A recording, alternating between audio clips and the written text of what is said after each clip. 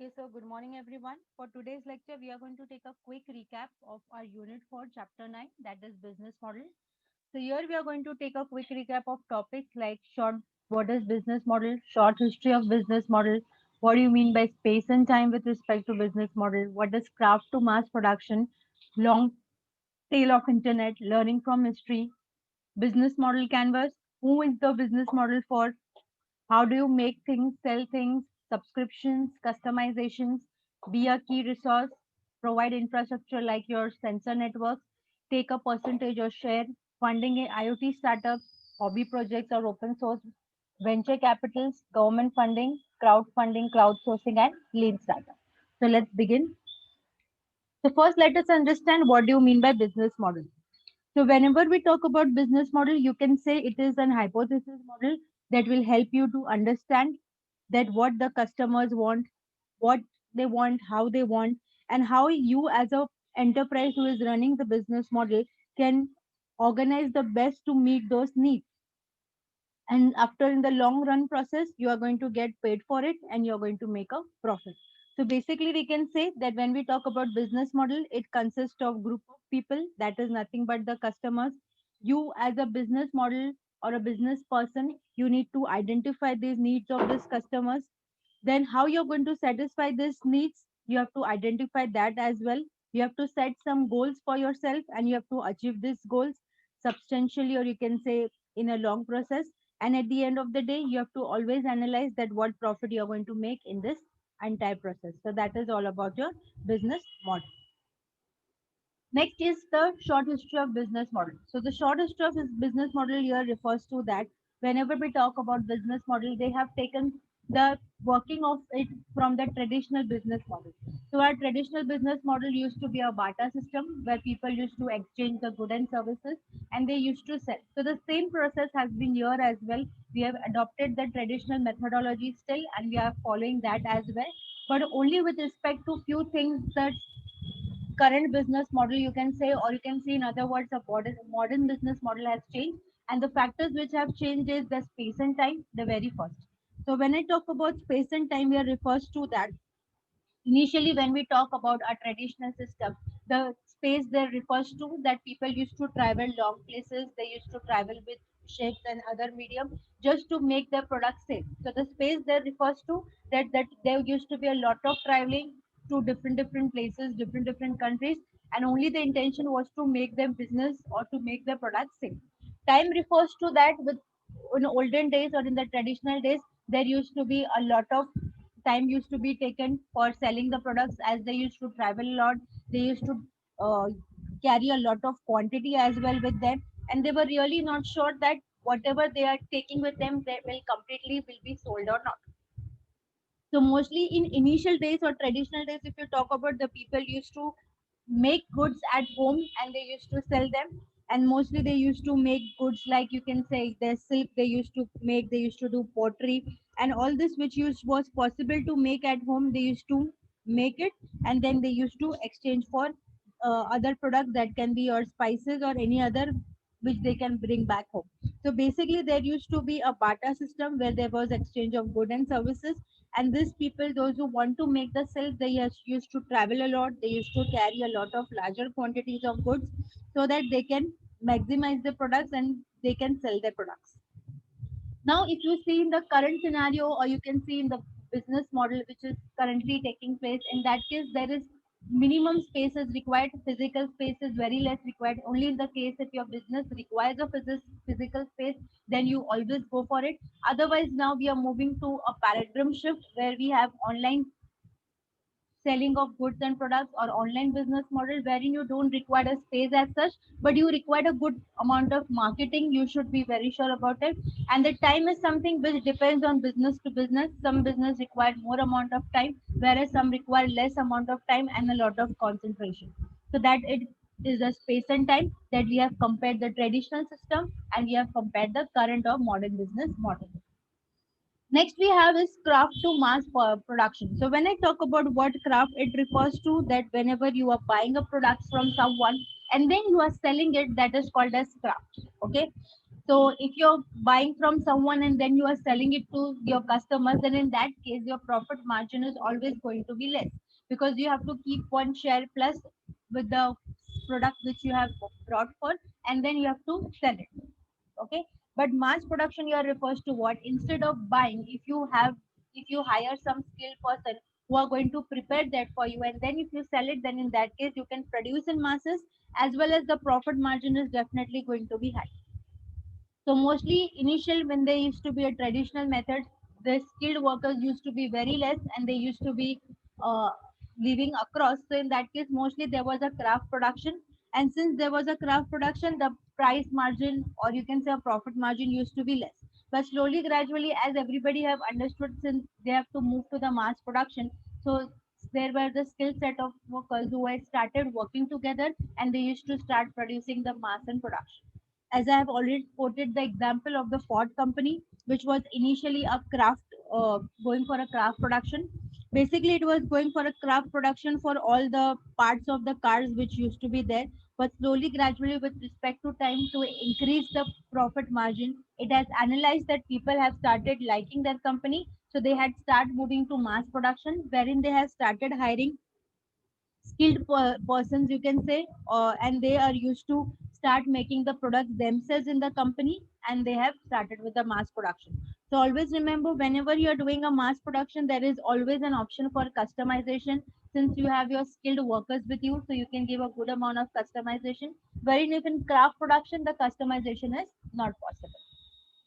So mass production is something which is helps you to make your business grow faster, and definitely it is going to give you a good amount of sales. Even if you talk about your fast food franchises, that is your McDonald's and Burger King, initially they were also doing the craft production, but slowly gradually they have actually spended well and they have been into the market and they have a good name, so now they have also started with mass production. Next, we have long tail of internet. So the long tail of internet here refers to that how the internet has played a very important role into a business model. It has changed the entire way the business model are working for. Now you can communicate globally with your customers. You can give their requirements. You can fulfill their needs. This is really very much possible with the internet. However, if you talk about the traditional system, that was something really not possible. That is why the people used to travel long distances just to sell their products. But now with an emergence of internet, the things have become easy for every one of us. We can communicate with our customer globally. And the best part is with the internet, you can communicate with them at any point of time. You can fulfill their requirements. You can give them value added services as well. So finally, what we have learned from the history, the first what we have learned from the history is that business model are still working on the Asian model working, that is make the things and then sell it. So you are making the things and then you are selling it. Second, the new technologies have inspired the new business model. So the new technology is nothing but the new marketing strategies which have came into the picture and that has entirely changed the working of your business model. Third, however, there are recurring patterns and common models, but there are variations between each model which are working. So every business model which you are opting, though there will be recurring patterns, there will be common patterns, but at the end of the day, when you talk about the working, there will be some amount of variations in the working of the model. Last, the new business model have the power to change the world, the like the way the branded soap are there in your mass commercialization and mass production have changed the notion of work itself. So now this says what the new business model have entirely changed the world. Now you can see just to promote the business or to promote the products. Now many of the brands have started collaborating with the celebrities and the people, those who have renowned faces, just for the case that people will get attracted to their product and they will definitely buy it. So now there are many business models are coming up with new strategies to attract the customer, attract the market. So that is all about your business model. Next is model business canvas. This is one of the most important, you can say, method which is there. And this is the canvas which has actually helped everyone to understand and analyze the requirements. So whenever you are new to this business model, you have to first put your requirement on this business model canvas. So with this business model canvas, you can understand that what are your inputs and what are your corresponding outputs. So this business model has come up from Alexandra. He was the one who has come up with this template, and this was his startup wherein he has design this with an intention that everyone who is new to this business model or who is new to this business can understand their inputs and outputs by putting their requirements into this business model. So in this, the very first we have is key partners.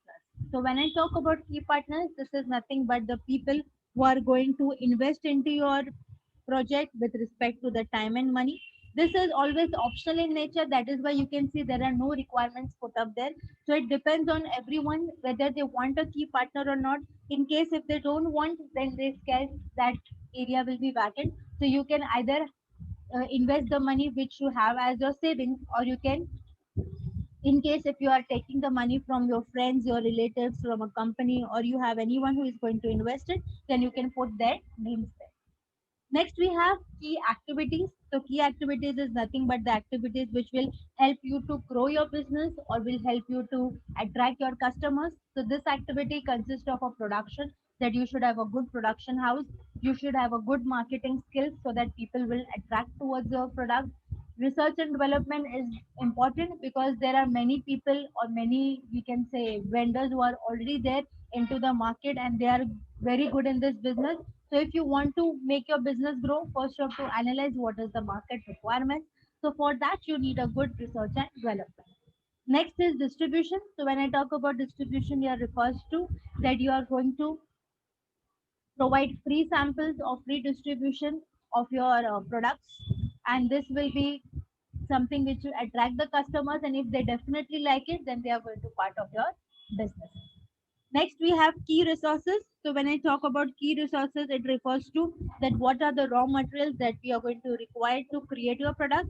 As well as in key resources, we can also say that what are the skill set or the skilled people you are required to build your product. So here we will, important activity is our brand. You should have a good brand name. You should make a very good research and development before you start with this activity, because you should know from where you have to get your raw materials at a lesser price.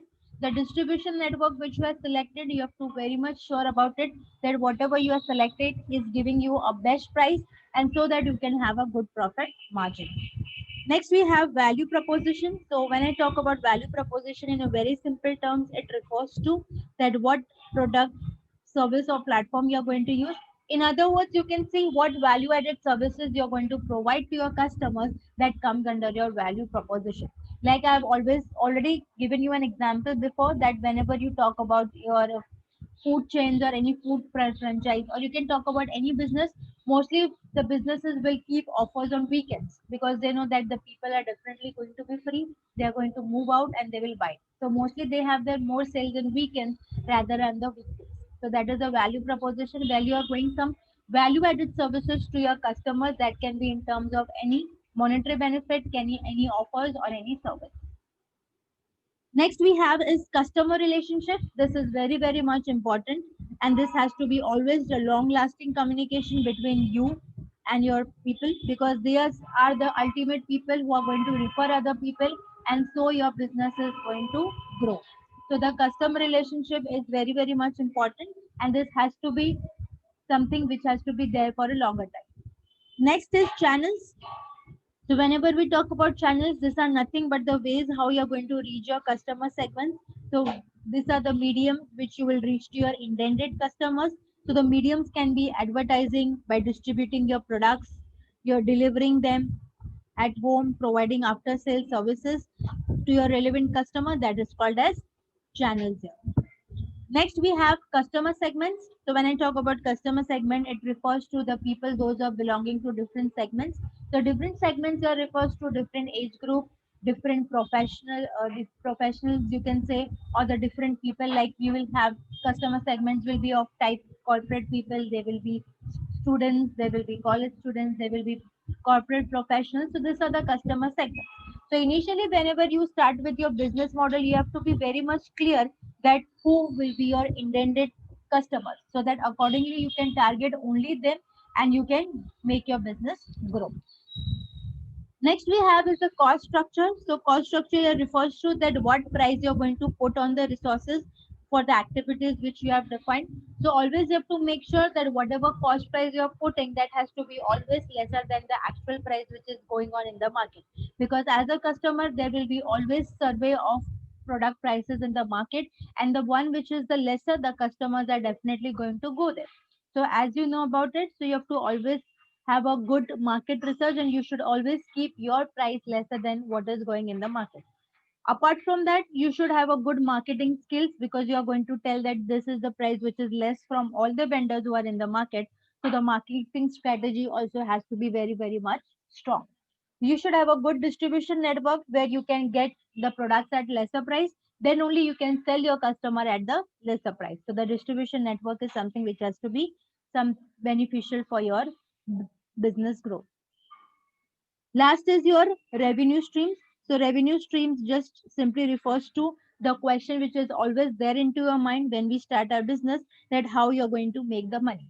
So if you know that this is your outputs, inputs, and this is your corresponding outputs, you should not worry about the process, because at every step you know that what you have to do. And if you are doing accordingly to the business model canvas, which you are which is acting as a template for you, which is acting as a reference for your business, if you know and if you have put your requirements correctly, so in that case the revenue streams will be generated, because the revenue streams which you are going to generate here is going to become the input for your next business cycle.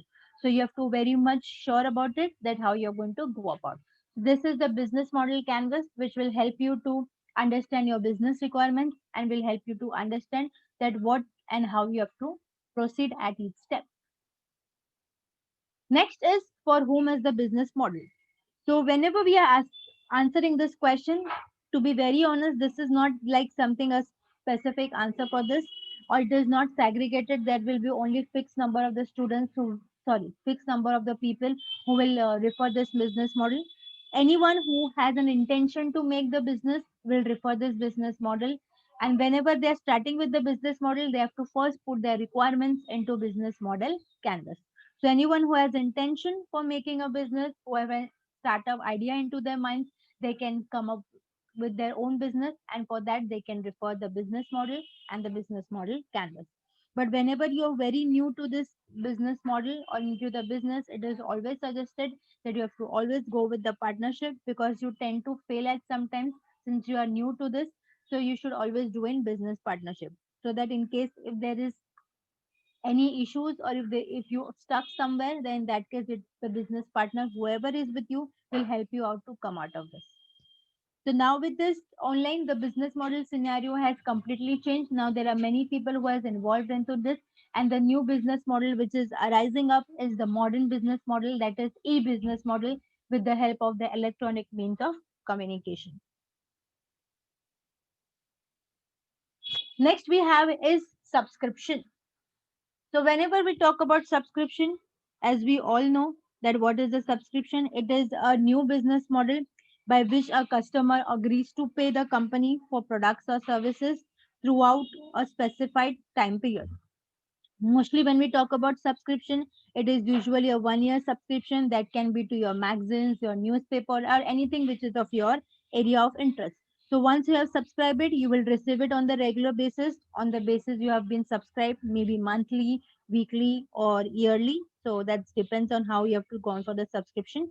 So subscription business model are based on the idea, you can say, of selling a product or services in order to receive monthly or yearly subscription revenue.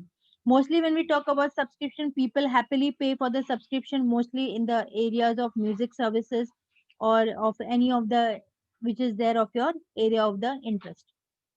In IoT, when we talk about subscription, there is usually more subscription, because there are so many of additional features which are there of buying the products. So the subscriptions is more there, usually with respect to the magazines or with respect to the gadgets, can be the part of an IoT subscription.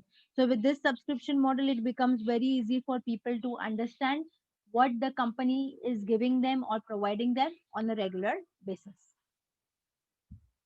Next topic we have is customization. So whenever I talk about customization, it at times refers to as personalization, and it is something giving a customized service or a products to the customers. So this is something which is very, very much important, and this has actually helped you to grow your business very fast, because this is one of the most important marketing and manufacturing strategy, which comes with, you can say, with flexibility and customization of custom made products. Because if you're giving a customization, definitely the people are going to attract to you and they will come to you, because customization is something which is not provided by all companies. Point to be note here is that there are only few companies who provide the customization. So in case if you are the one who is giving a customization of the products to your customers, then definitely they are going to be the part of it.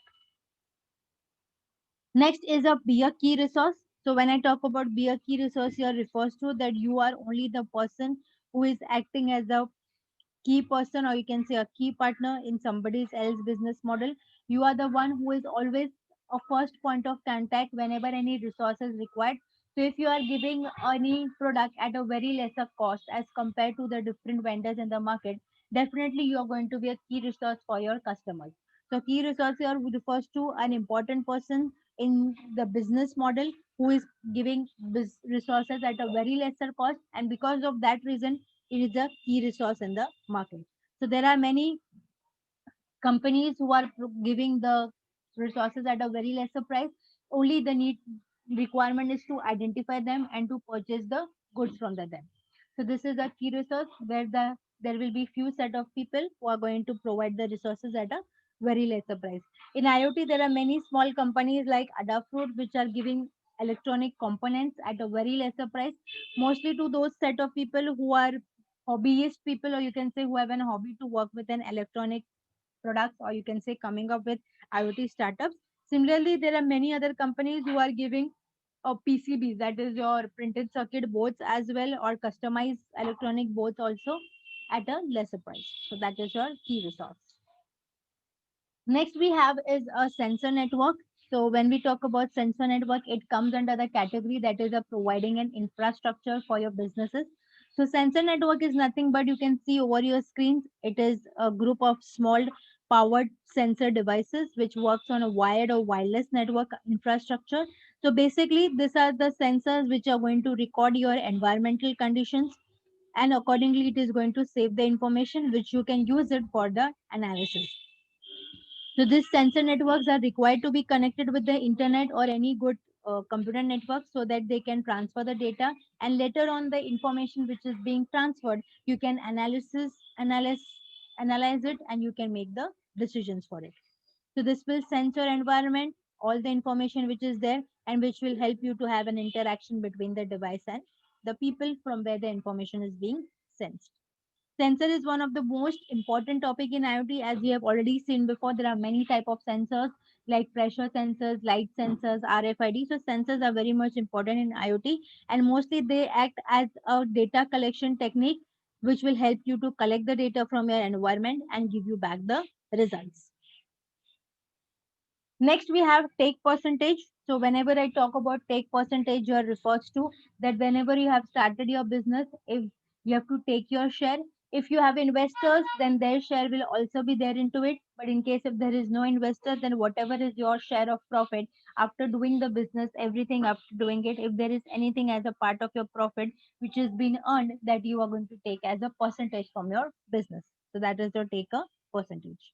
So depending on the business type, depending on the business model, what you are doing, the percentage will keep on changing. You cannot say that every business will have a fixed share of percentage. It keeps fluctuating on the type of the business. Next is funding an IoT startup.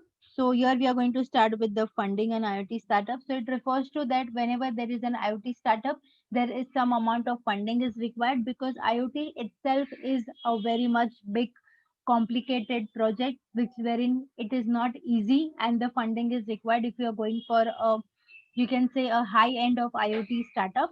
So if you are going for a startup funding, there are two ways. Like either you can, if you are not getting any investors, if you're not getting anyone who are going to ready to fund into your startup, since they are not liking your idea, or maybe there is a possibility they are not understanding your idea, that can be any of them.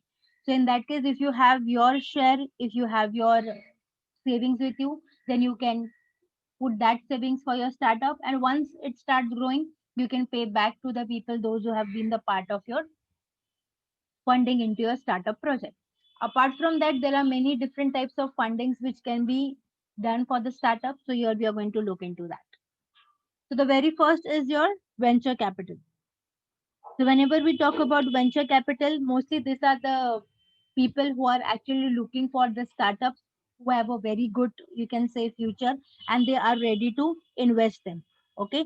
So venture capital is nothing but, you can say, the money which is invested in the business. Whatever amount they are investing is definitely going to be small, or it can be act as an initiative. But whatever they are investing, they will always make sure that whatever comes back, it should be something the double of the amount which is being invested. So they are going to invest on only those businesses which have a huge potential to grow. Venture capital is also referred as risk capital. The reason is that there is a risk of losing the money if your venture doesn't succeed. Venture is nothing but the business, capital is nothing but the money which you are investing in the business. So if your venture is not doesn't exceed and it is taking a lot of time, then the actual time for the investors to fructify. So in that case, there is a loss of money. There is a possibility, because every time you cannot expect that the money will give you money back. At times the money also goes down, the business also have a losses. So that is something which is there and which is possible here. So that is why it is called as a risk capital. So mostly whenever there is a venture capital, the suitable option is always that whatever amount of money which you are investing, it should be very less, and you should be first analyze the startup idea. What is it? What is the market requirement? Whether the market needs such startup or not, and then you have to start with the investing into the projects.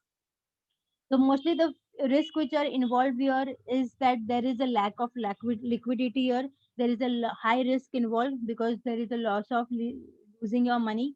And mostly venture capital investment are made in innovative projects which are required, which will definitely give some benefits to the society. So they will always look for the innovative project or the projects which belongs to their area of interest. So this is the venture capital. So in short, venture capital is nothing but the money which is invested in the business for the people, those who have the startup idea. So venture is nothing but business. The capital is the money which is invested into the business. Next we have is the government funding. So whenever we talk about government funding, the word is self-explanatory. So the government funding is nothing but a grant, or you can say a financial aid which is given by the government for your startup or for your business. Mostly this is something which is there, is very rare to find that you will get a government funding. But in case if you are lucky enough, then you will definitely get this, because if you don't have any funders available, nobody is interested in your idea, then you can make this as one approach of government funding.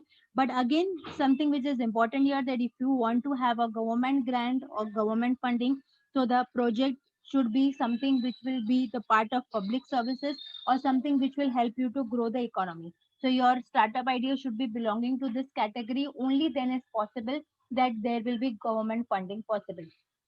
That's a different story, that they should understand your requirements, they should like your idea, then only they will go for funding. Because there is a lot of procedure when we talk about government funding. It is not that easy that you will apply and you will definitely get it in a lesser time. It is a big long process. So whenever you're going for a government funding, you have to be very much clear, because you have to describe what are you going to be your outputs, that whatever is your startup idea, whom is going to be beneficial for him, beneficial from the project, which how the society is going to beneficial, what are your inputs and what are your outputs which are going to make a big difference to the society, or which is going to make a big difference to the people who is going to use as your startup project. Spending constraints, that is nothing but what are the constraints where you're going to put the government fund, and for every constraint where you're putting your government fund, you have to provide each and every detail of it, that how you have used the government funding and in what proportion the money has been invested into the constraint, because there are many constraints which comes into the project. So you have to define those constraints along with the amount of money we have invested in that constraint. So that is your government funding. Next we have is crowdsourcing versus crowdfunding. So whenever we talk about crowdsourcing and crowdfunding, these are the two ways wherein you you can say that this is an important process which will help you to make your business grow. So the very first we are going to start with the crowdsourcing. So the crowdsourcing is a process where you are going to source the information, your skills, talents, and knowledge, anything which is belongs to you and which is very much, you can say, individual qualities that can be sourced. The information can be sourced by the group of people, When I talk about crowdfunding, it is a process of sourcing money or funds from the group of people. So the intention of the crowdfunding is basically that you are going to do a good amount of funding here, and you are going to help all the people, those who are needy. You will going to provide them financial aid. So when I talk about what crowdsourcing, it is two words, that is crowd and sourcing. So the crowd word refers to the group of people, and the sourcing word here refers to the outsourcing of your information, your services, your talents. So something which you are giving or which you are sharing across the people, that is called as outsourcing. Next, when we talk about crowdfunding, there are a lot of campaigns of crowdfunding which takes place, and there is a small amount of money which is being raised, you can say, or you can say distributed to the large group of people. So basically, crowdfunding is a method by which you are raising your capital with the collective efforts of your friends, your families, customers, and individual investors. So that is your crowdfunding. So when we talk about crowdsourcing, on the other hand, this is something is the people, those who are group of set of people are using the knowledge of and the power of the knowledge or the skills which they have, and they are going to source the information and which will help to other people also to use that information. So it is something like which is unique to you. You are sharing that with the other people. That is your crowdsourcing. In crowdfunding, uh, whenever we talk about, it is just a way to help those people, those who cannot have an access to financial aid, or you can say capital, like they don't have proper bank accounts, they don't have you can say facilities to get the money. So with the crowdfunding campaigns, they'll get the money and they will fulfill, or you can say they can solve their problems. So whenever we talk about crowdfunding, there are three types of crowdfunding. First is donation based, that is where the donations will be given to the needy. Second is reward based, wherein there are some crowdfunding websites, and whatever profits they are gaining, they are going to give that as a rewards to all the funders or the investors who have invested in their projects. And the last is equity crowdfunding. Okay, so in equity crowdfunding, there are going to be shares of the uh, returns which will be given to the funders. When we talk about crowdsourcing, it doesn't comes with any types as such, but there are many companies who are hiring the skill set of persons.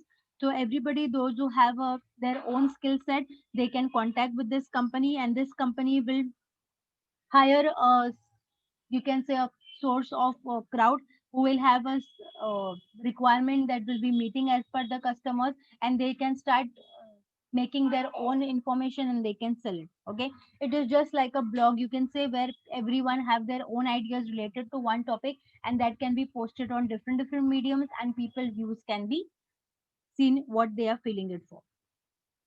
So basically, when we talk about the crowdsourcing with respect to your process, so this is generally means that there are many people who are coming up with their own ideas, they are sourcing their ideas with the different crowds which are there online.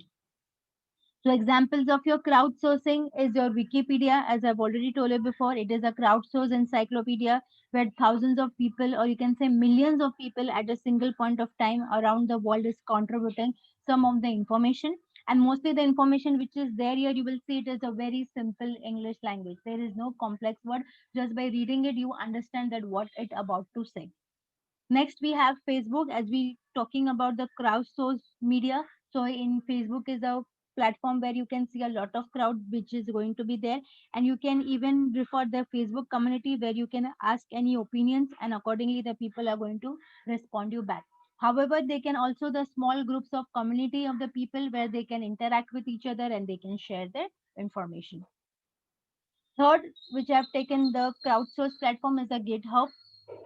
It is one of the most popular technological platform wherein there are lot of people who are part of this. There is a crowdsourcing, or you can say crowd of the people here, and all if there is any issue anybody is facing, they just put their questions there, and the people, those who are crowdsourced there, or those who are part of that platform, they will help you to solve the technological problem. So you just have to post your technology related questions, and there will definitely someone will be knowing about this and they can help you back. So basically, with crowdsourcing, you are creating an environment where you are sharing your information, you are helping each other.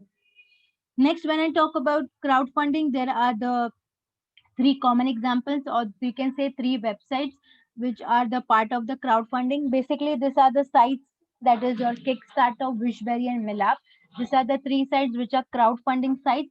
So mostly this sites, whatever profits they are earning, they are giving them back to their funders or investors as a reward based. So these are basically the websites which have been come up by crowdfunding, and basically they are the part of the website which are, you can say, where creative platforms or creative projects, and these are something which are very innovative platforms.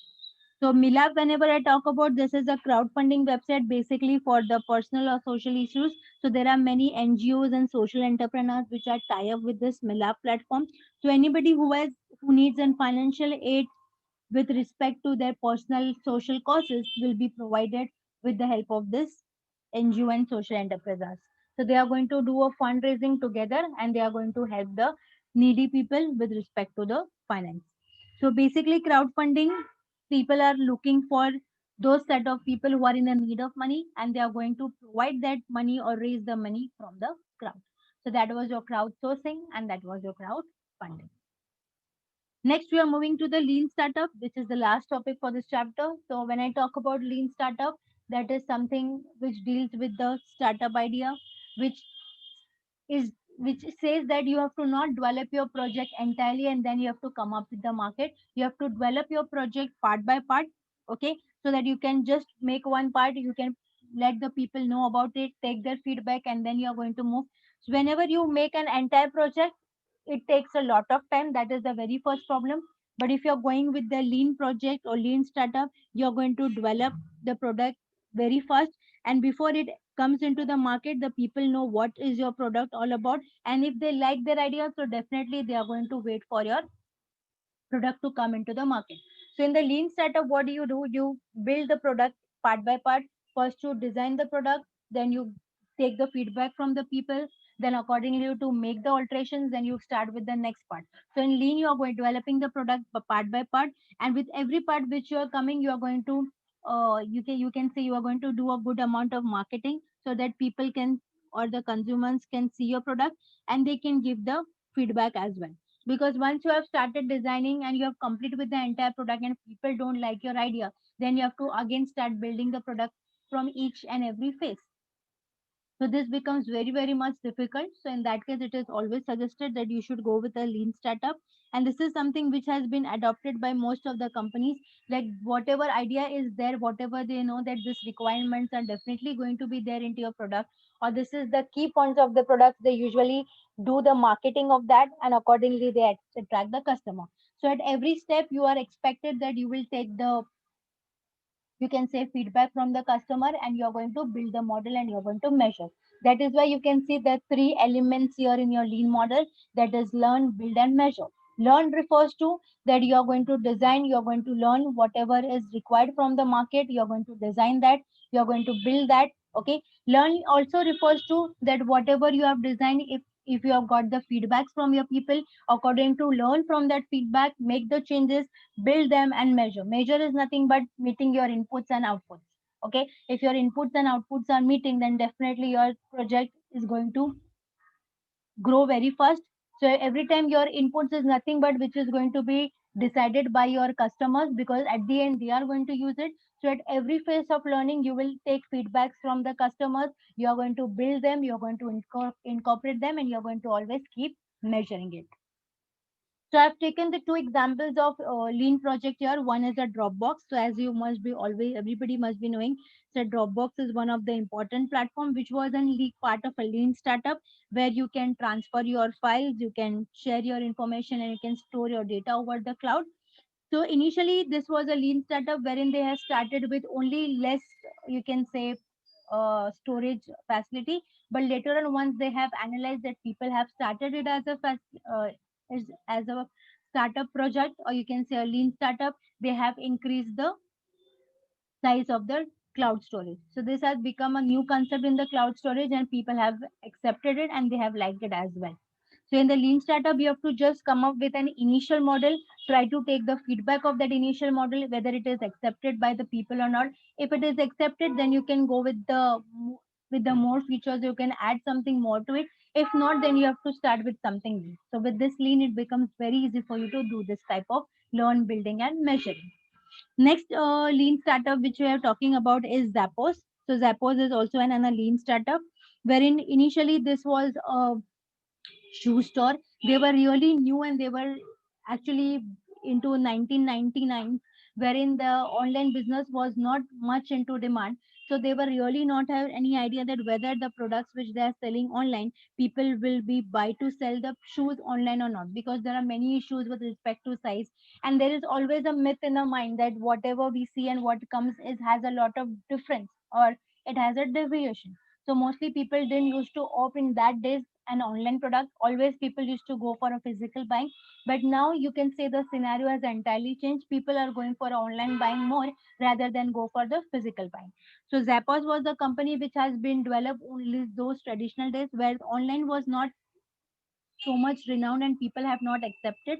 But later, slowly, gradually, they had uh, to come up with their new, you can say, customer mechanism or business model. And this was a lean startup project where they have started initially with a very small online shoe store. Slowly people started understanding it, they liked it in, and now they have become a biggest brand, which is called as zappos.com. So now they are selling not just shoes but they are also selling the bags. Okay, so this is something which is an example of lean startup, which says that you have to always start with your initial designing of your model. It's just come up with a small working model, take the feedback, and then move to the next. Because you really don't know what the people need, and customer needs also keeps on changing. So you have to be up to, like you can say, up to mark with the customer requirements. So come up with a small working model, take the feedback, then build it, and then once you're done, you at the end of the day you will have a complete working model. Okay, so that was your all about, that was your lean startup. So with this we have completed our chapter number 9, that was business model. Okay, so that's it for the day. Thank you everyone.